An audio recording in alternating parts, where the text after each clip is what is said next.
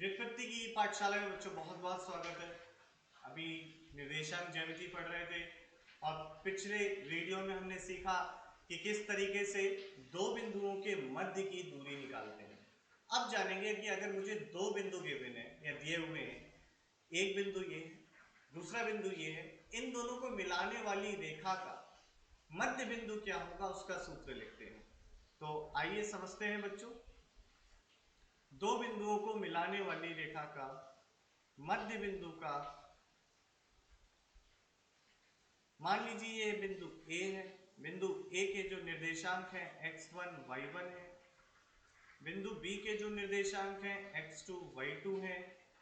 इन दोनों बिंदुओं को मिलाने वाली जो रेखा है, इस रेखा का मध्य बिंदु, इस रेखा का जो मध्य बिंदु है, मान लिया ये मध्य बिंदु M है, इसके निर्देशांक क्या होंगे?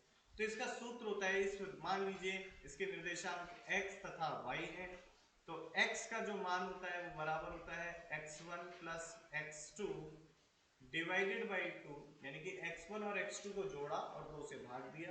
इसी तरीके से y बराबर होता है y1 प्लस y2 बराबर बटे 2, यानी कि लिख लेते हैं एक बार भाषा में भी, दो बिंदुओं को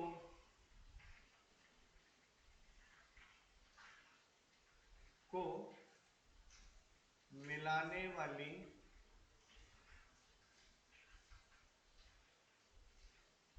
रेखा का मध्य बिंदु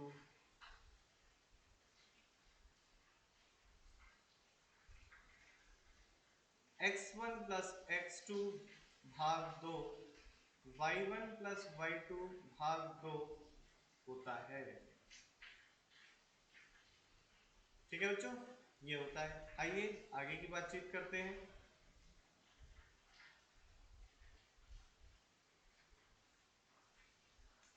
अब एक सरल रेखा, सरल रेखा क्या होती है उसको समझते हैं। एक सरल रेखा का जो सामान्यतः समीकरण होती है वो होती है बच्चों ax plus B Y plus C बराबर 0। यह समीकरण निर्देशांक तल में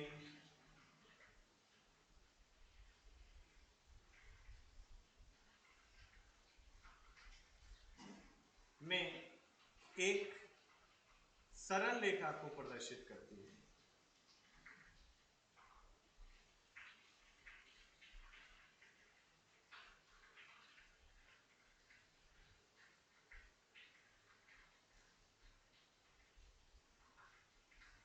ठीक है बच्चों, यह एक सरल रेखा को प्रदर्शित करती है। कैसे प्रदर्शित करती है हम तो नहीं मान रहे, करके देखते हैं। तो मान लीजिए मैंने a का मान ले लिया 1, b का मान ले लिया 1 और c का मान भी ले लिया 1, सब 1 ले लिया, आसान रहेगा। तो यहां पर जो आएगा x 1 y प्लस 1 बराबर 0, x प्लस वाई प्लस 1 बराबर 0, और यहां से प्रदर्शित होता है y बराबर माइनस का x माइनस का 1, है ना, ऋणात्मक, भाई दूसरे पक्ष में आया। अब हम क्या करते हैं, हम निर्देशांक तल को बना लेते हैं, और निर्देशांक तल को आप लोग ये लिख लीजिएगा। अब निर्देशांक तल को जब बनाया बच्चों,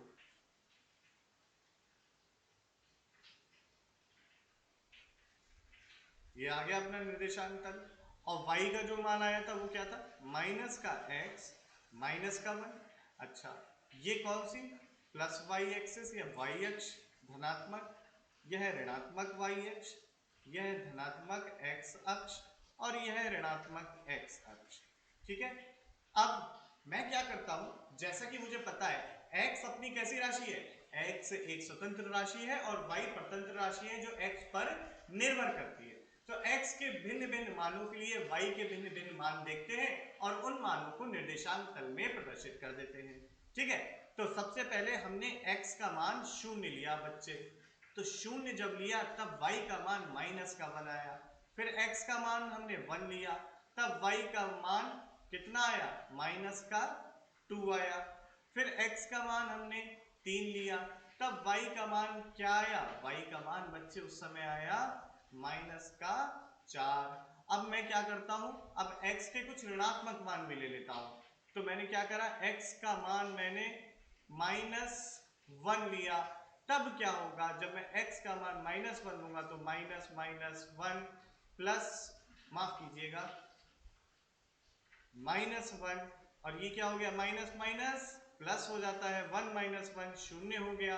अब x का मान बच्चे मैं लेता हूं -2, तब क्या होगा, ध्यान से देखिए, y -2 रखा, -1 रखा, अपने पास आया माइनस माइनस प्लस, प्लस का 2 माइनस का 1, जो बराबर है 1 के। तो अब हमारे पास भिन्न भिन्न मान है।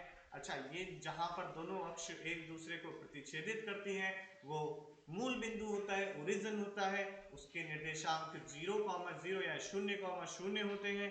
अब देखिए, सबसे पहले हमने क्या करा, हमने x का मान 0 रखा, तो x का मान 0। अच्छा, एक काम और कर लेते हैं, यहां पर ये लिख लेते हैं 1 2 3 4 5 6 7, और यहां पर भी ऐसी गिनती लिख लेते, 1 2 3 4 5, ऐसे रख ली गिनती। अब देखो, जब x का मान 0 है, x का मान 0 है, तो y का मान -1 है, y का मान -1 है। तो अपना जो बिंदु आया अगला, वो बिंदु आया ये, और इस बिंदु के जो निर्देशांक होंगे 0, -1। आगे देखिए, x का मान जब 1 है तो y का मान -2 है, तो -2 बच्चे यही होगा। तो x का मान कितना है, 1 है, और y का मान क्या है, -2 है। तो अपना जो बिंदु आया वो ये आया, और ये इसके जो हम लिखेंगे कोऑर्डिनेट या निर्देशांक, वो क्या लिखेंगे, 1, -2। अब जब x का मान 3 है, जब x का मान 3 है तो y का मान कितना है, ध्यान से देखिए, जब x का मान 3 है तो y का मान -4 है, तो ये -3 रहा होगा, और -4 यहाँ आया होगा, यहाँ चले, और 3, तो हमें ये बिंदु मिला, और यह बिंदु के जो निर्देशांक होंगे बच्चों, वो कितने होंगे, जरा सोचिए, वो होंगे हमारे 3, -4। ठीक है, ये -4 है। अब जरा ध्यान से देखें, अगर हम तो इन बिंदुओं को मिलाएं तो हमें क्या प्राप्त हो रहा है, अगर हम इन बिंदुओं को मिलाएं बच्चों तो हमें क्या दिखी, हमें दिखी एक सरल रेखा। यह एक सरल रेखा है,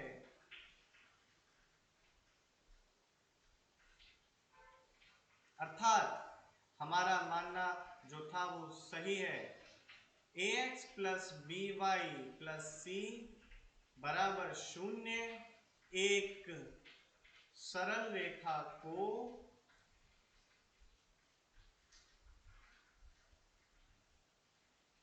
प्रदर्शित करती है।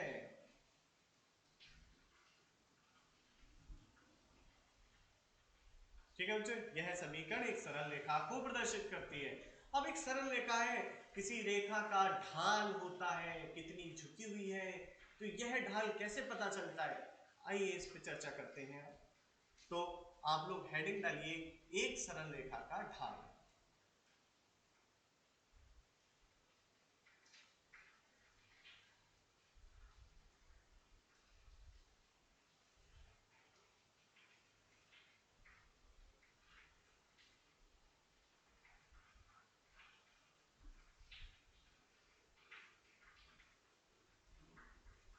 क्या होता है सरल रेखा का ढाल, आइए समझते हैं।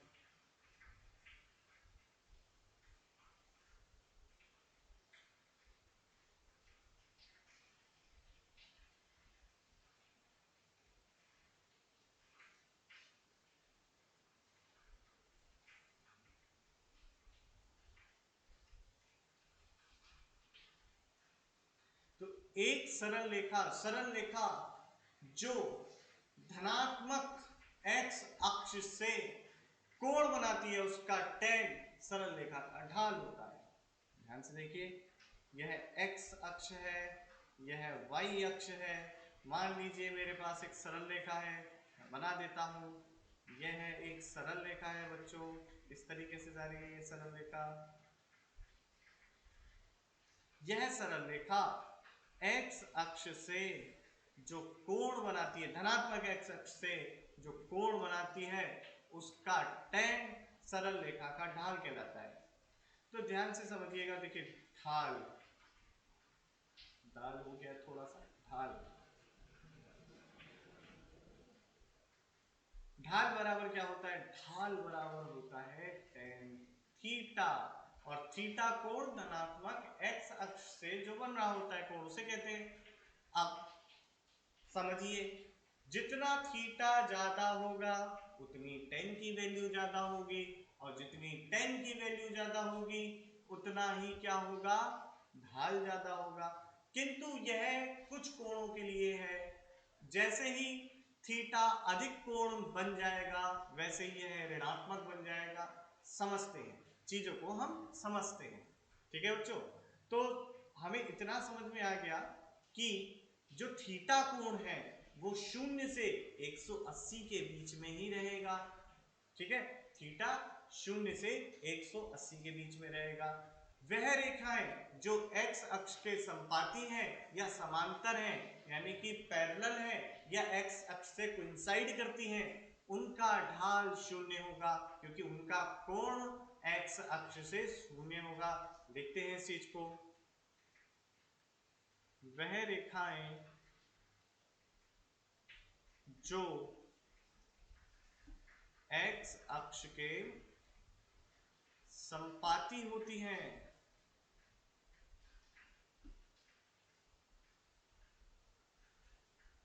या समांतर होती हैं,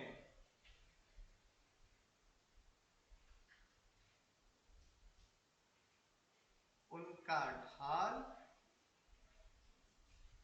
0 होता है।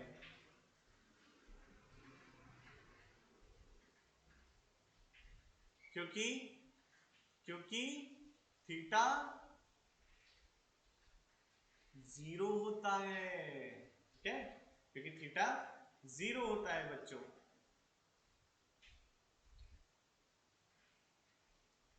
ठीक है, क्योंकि थीटा 0 होता है। आगे की बात करते हैं।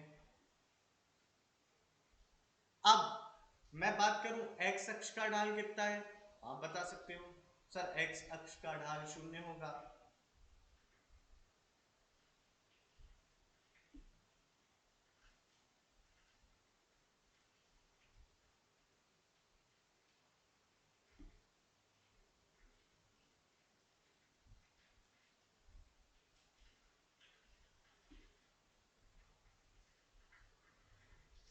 अब वे रेखाएं जिनकी जिनका कोण x अक्ष से 90 डिग्री हो, या वे रेखाएं जो y अक्ष के संपाती हो या समांतर हो, उनका ढाल अपरिभाषित होता है, क्योंकि tan 90 अपरिभाषित होता है, ठीक है। तो इस बात को भी लिख लेना है। क्या देखो, ढाल बराबर क्या होता है? ये ढाल, दाल नहीं समझना बच्चों, ढाल है, कहीं भी दाल, ढाल है, दाल नहीं है, ठीक है।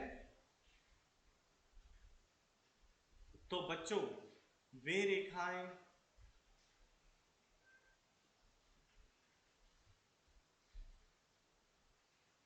जो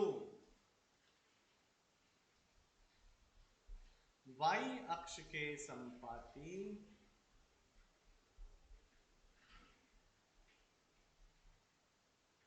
या समांतर होती हैं, किसके? y अक्ष के समांतर होती हैं, उस रेखा का ढाल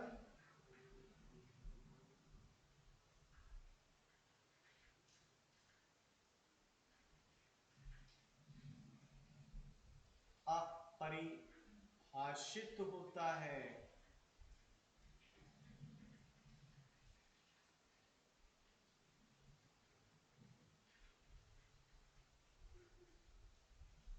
क्योंकि वह रेखाएं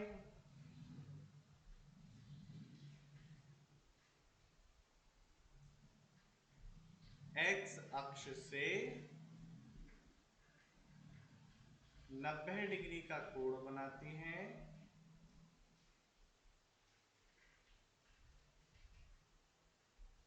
तथा tan 90 अपरिभाषित होता है। साथ साथ लिखना है, मेरे साथ ही साथ लिखना है, लिखने की प्रैक्टिस नहीं छोड़नी है बच्चों। मैं चाहता तो मैं भी तो आपको सामने सब लिख के दे देता, लेकिन नहीं, लिखने की प्रैक्टिस नहीं छोड़नी है, हमें लिखने की प्रैक्टिस नहीं छोड़नी है, लिख लिख के सीखना है। हमें उस स्तर का ज्ञान लेना है जो आज के समाज के लिए आवश्यक है। ठीक है, तो tan 90 अपरिभाषित होता है। एक उदाहरण से समझ लें, एक उदाहरण देख लेते हैं। तो आइए एक उदाहरण देखते हैं।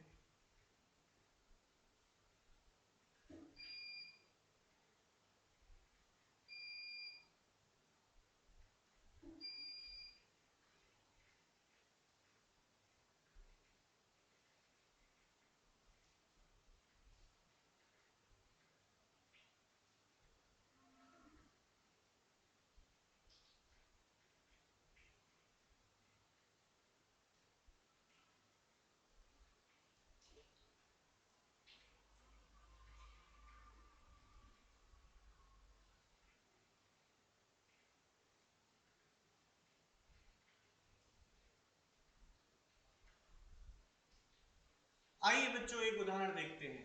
तो देखिए, जो दी हुई सरल रेखा है, क्या यह x अक्ष के समांतर है? अगर यह x अक्ष के समांतर है तो ये धनात्मक x अक्ष से 0 डिग्री का कोण बना रही है।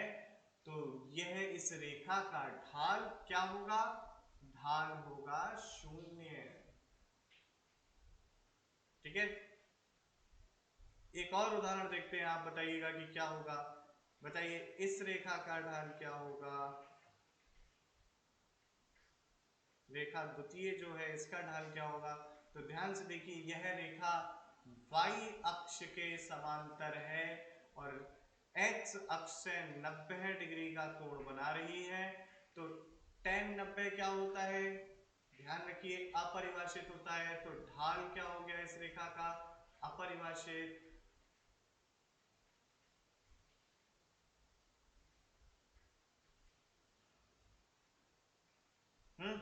यहां तक की बातें समझ में आती है भाई, सब बहुत बढ़िया।